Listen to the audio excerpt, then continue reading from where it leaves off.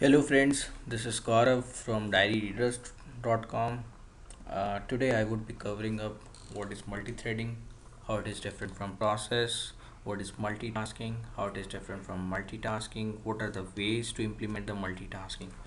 Okay, so as we before going to tell you about what is multi-threading, I would like to tell you about what is multitasking, because there are people who get confused when people ask what is the difference between multitasking and multi-threading, and people are not able to answer this. People get confused because these things like a bit similar. Okay, so I just want to tell you what is the difference between multitasking and how what are the different ways to implement multitasking, and then a follow-up interview question which is always asked to a senior guy or a junior guy or at a fresher level. What is the difference between thread and process?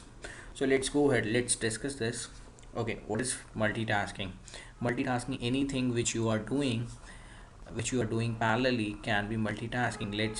Uh, let's say I am listening songs as well as I am just working on my presentation. Okay, so I'm doing two works at a time, so this can be multitasking, right?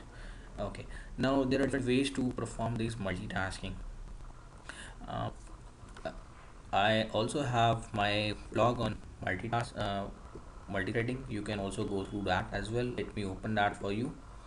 Okay, so here it is. What is multitasking? You can also read it from there. If you wanted to go through it, you can just go through it as well.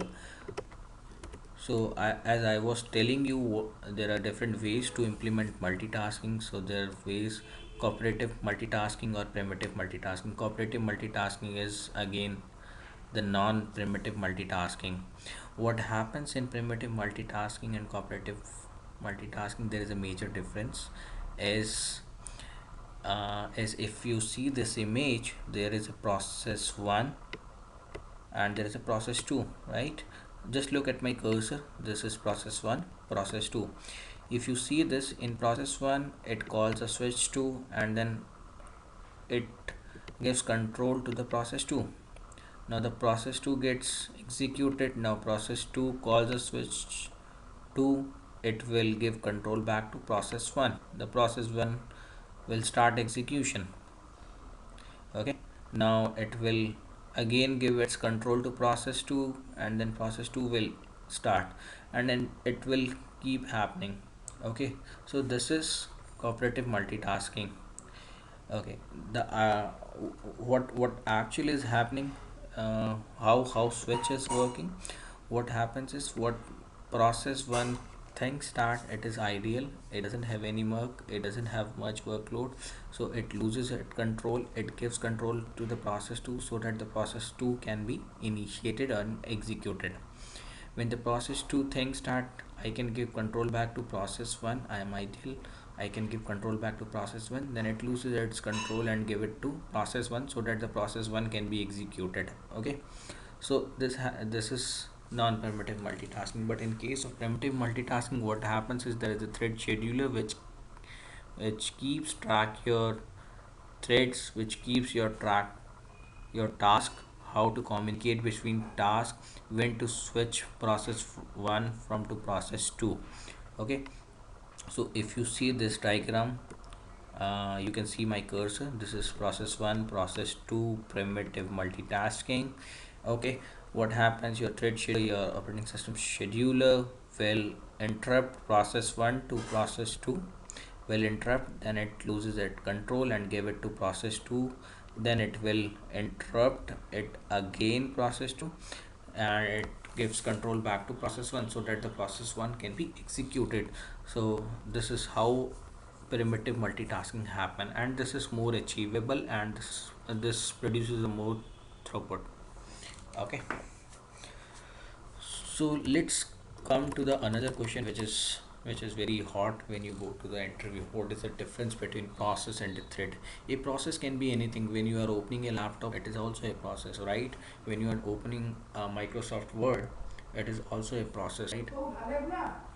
But when you open anything and when you start something, there are many other things which gets executed behind the scenes, which we cannot see. Okay, and these are handled by thread, because thread is a very light process. So let's say there is a process which do the 10 tasks parallelly so that a process can be executed. Let's say you are opening a window media player. When you open a window media player, there are certain operations which gets executed.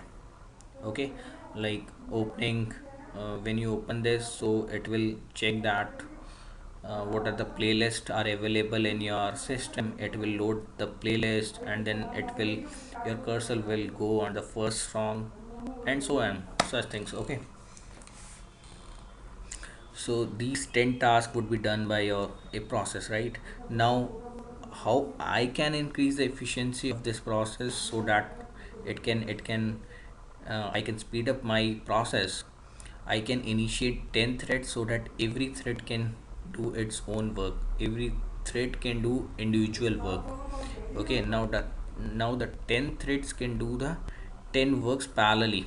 Okay, so this is the major difference between process and threads. Okay, because thread is a very light process.